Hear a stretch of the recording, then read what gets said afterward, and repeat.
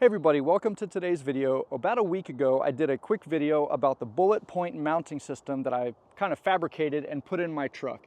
That's it, that's how it looks now. I used my speaker grill and I put a piece of aluminum behind it. But the last video I did, I just kind of showed you that I did it, not how I did it. So this video, I took it all apart, I laid it out on my desk, and I went through how I built it, the materials I used and everything. So I want to go inside and show you exactly what I did in case you're interested in doing this yourself. I'm also going to show you how I ran the wiring. That's really it. Kind of a pain, but to me, totally worth it. I think it looks so much better than the old phone mount that I had on my vent. This doesn't block the AC. It's a lot more secure. My phone didn't fall too often, but off-roading it would fall off that mount because it would shake around and the magnet wasn't really strong. This bullet point mount is super strong. I'm really happy with it. So we'll get inside and I'll show you how I made it. Cheers. Okay, so we're back inside the house now. I've got all of this laid out. I wanted to show you how I actually put it together because the last video I just showed you that I did it and showed you a quick picture of the fact that I had a piece of aluminum in there. But I wanted to kind of explain it in case anybody wants to build one of these. So this piece of aluminum is 9 inches across. When I initially did it, it was 9.5 up here and then 9 here, and it went all the way down, and I cut these little parts out. But really, all you have to have, if you just wanted 2 mounts for the balls to put your phone on with some of these, you could just do a piece of like 2 inch, or this is 2 1/4, but you could get away with 2 inch by 9 inch piece of aluminum. I used 1/8 inch. You can get that at Lowe's or Home Depot. You can actually just get a piece that's like 3 inches by 12 inches or 3 inches by 24 inches and cut it down.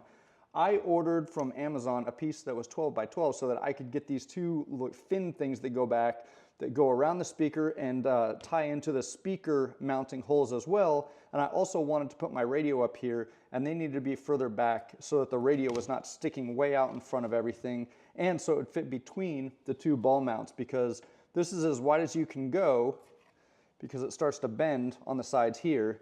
And if you have these there, the mount itself wouldn't fit between them for a Midland radio that I have. Different radios are different sizes, so for me, this is what I had to do.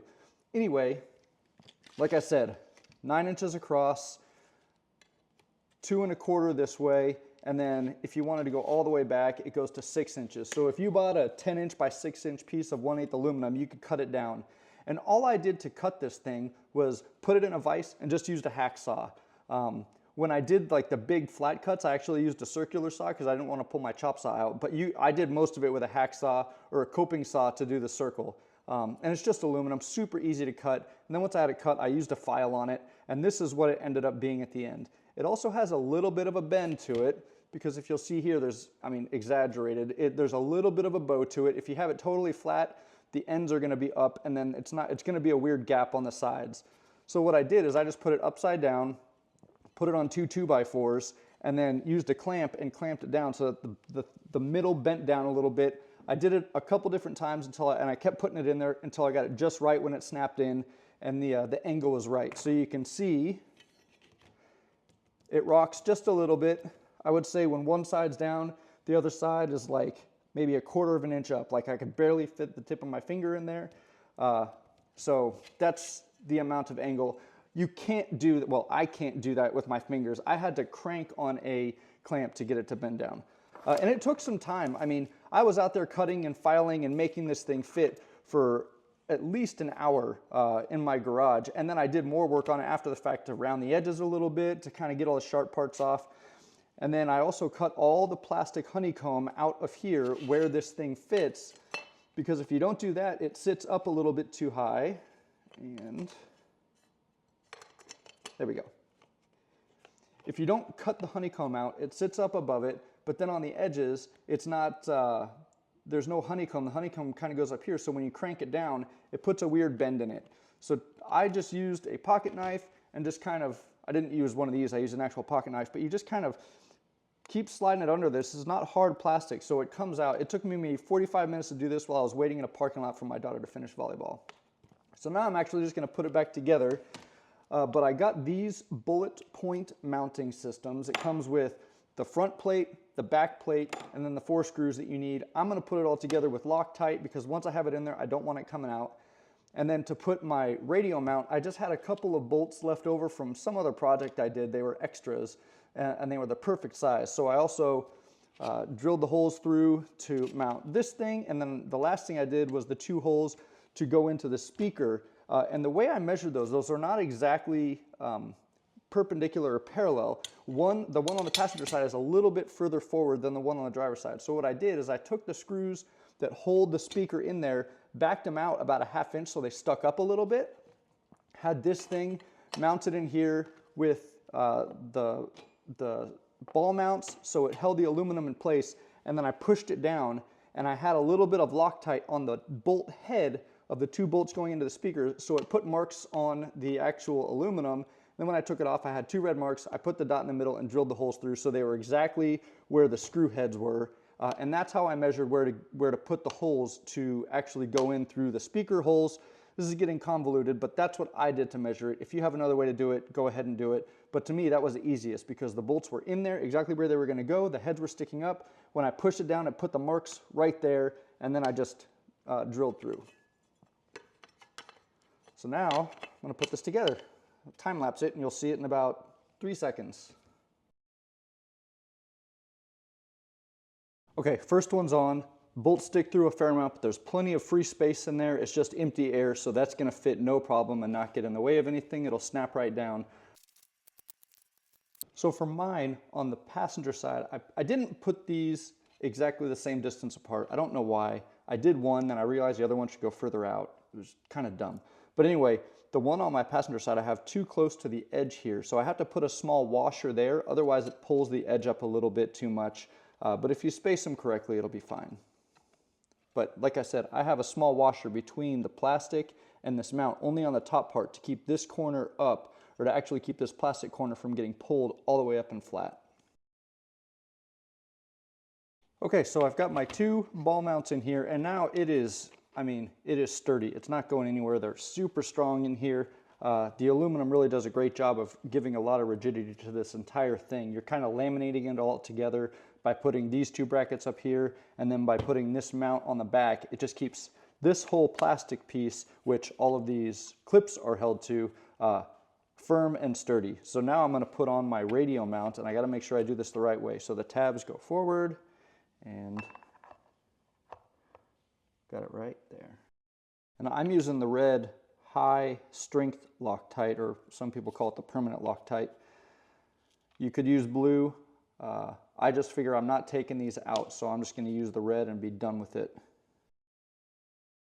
right, so now my mounts are all on there. I'm ready to go. The only other thing I did, like I said, is I put these 2 holes here. So these long screws, these are number 8 screws, and they're just pan heads. They're big flat heads, and they go through where I marked the 2 holes for the speaker hole mounts. I marked them, I cut them through from this way out because I had that Loctite on there, and it put holes through this, and I just drilled them bigger so that now these 2 screws, and I painted the heads black just so everything was black, can fit through here. And once I snap everything on, I can tighten these down with these spacers that I put on here, and they will hold the speaker in place and hold this entire thing. It's just one more piece of security to hold this thing together and attach it to the dash a little bit more. I've made these spacers because this does not push directly on the speaker, and if you're going to keep the speaker in, which I recommend. I actually had mine disconnected and out of the truck for the longest time because I upgraded my entire stereo, but I put it back in for this, and might as well just have it in there. So this is a 3/8 by 0.171. So 3/8 is the outer diameter, 0.171 inches is the inner diameter, and it's a 1-inch long spacer. And I just put this in my vise and cut 2 1/4-inch pieces from the 3 mark down to the 2 3/4. So it's a 1/4 inch thick, and that's the perfect amount to space between the aluminum and the top of the speaker. So now the speaker is held in place and this whole thing is held in place. These don't fit on there really well, so what I had to do to get it to stay was put little tiny cuts in here to get a little bit of the plastic sticking up so it grabs on the threads. And then you just twist it on there. It's not firm on there, you can pull it off, but it holds because when you put this thing on there, you got to flip it upside down. And then the last thing I did is I have this little hole that I cut here for the power wire and the antenna wire for this to go down through. And once I'm done and have the wires in there, I'm going to put some electrical tape over it and make it look nice. And actually, I'm looking at it right now, my aluminum goes there, so I got to file that down. But I'll do that real quick. I cut this hole just in the plastic because I hadn't had this mounted and wired up yet, but I have it now. So that's a correction I got to make right now. I'll do that, and then I'm going to put this in the truck and show you how it all looks. But just wanted to give you the close-up of how I have all this mounted. These backing plates are sandwiching the aluminum between the top mount and the bottom mount onto the plastic. And then same thing with the radio mount is bolted into the aluminum, so it's holding the plastic even more. And then these two holes are optional. You don't have to do it. I just did it to give it that extra bit of security. Once it's in there, you screw them in, and that's why I have my little stubby, because the windshield's right there. Normally I'd use a normal size screwdriver, but this thing, you screw these in and it holds everything down in place. It's not going anywhere. And then I'm gonna have all my wiring, pretty much a done deal. I really like this. The two mounts that I have are one for my radio handset. It's that little groove where it sticks in there. That's going to be on the passenger side. And then the other one is my Bullet Point wireless charging / mount from my phone. So that'll be on the driver's side, kind of to the left-hand side of the screen. And then this radio is really cool. It actually has a USB-C port that's just for charging, really. So this right here will be on here. I'll have a small cord that comes over, wraps around this arm, and then plugs into this. So I don't need to have any additional wires for my wireless charging. It's just going to come over, and then, like I said, I'll wrap it around this and stick it down so it's not, you know, in the way or anything, and kind of have it just underneath. So should look really good once it's all said and done. But there you go. That's the mount that I built, and I'm going to go put it in my truck now. And I also ran the wires, so I'll put that clip in here of how I went from the speaker down to the footwell on the driver's side, and where I ran my wires from the fuse box over and then up to the speaker so that I can have all this powered. I'm finally running the wires for my GMRS radio. So this is the antenna on the left, and this on the right is the power. I've got it hooked up behind here, the fuse box, and then there is this metal thing is actually a wire puller. Not sure how well you're going to be able to see this, but there is a tiny little gap where a wire can go up through there. So if you have something, you kind of stick it down to the left through the speaker hole itself, and that's not really going to work to show you what I'm trying to show you. But basically, I have the wire stuck down in there. I tried to just put the things through the end. It didn't work, so now I have it taped up, and I'm going to try pulling it back up through there. And then for the wires themselves,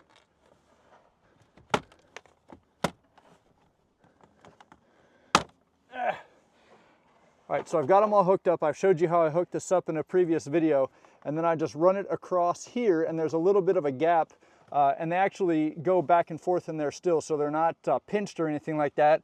And that's good because it keeps it away from the steering column and everything back in there. I didn't want my wires going through back where they could get pinched by the steering column when it moves, you know, when you telescope it or move it up or down or anything like that.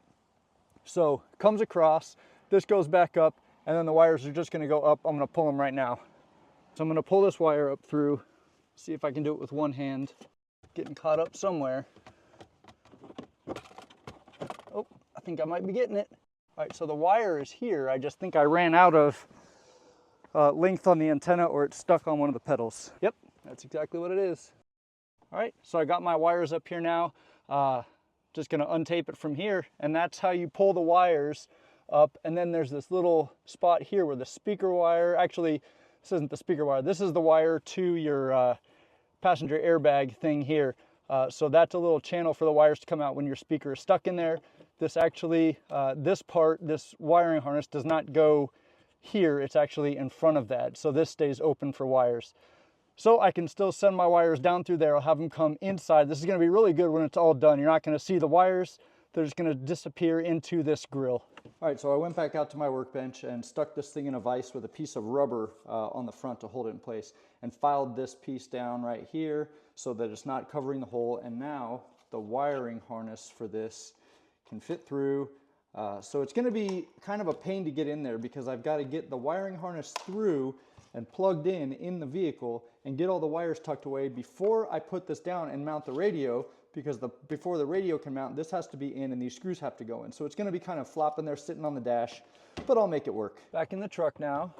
So these are the wires. This is the antenna wire and then the power wire, but I don't want all of this flopping around in here. So I'm gonna pull some of it back through, but I gotta figure out exactly how far it needs to go.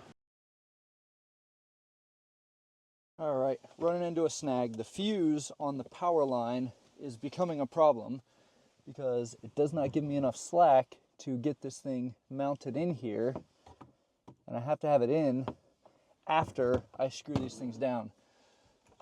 So I don't want to have the wire outside of here, but I think I might have to keep the fuse part outside, which is a bummer, but not the end of the world. All right, radio's in, good to go. Now I'm gonna put my mounts on.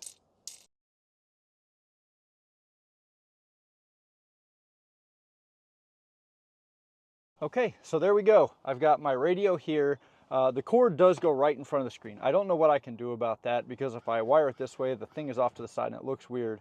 But I don't keep this thing on here all the time. It's only when I'm on the trails or on a road trip with my wife or friends who also have a radio and I can talk to them instead of calling them on the phone.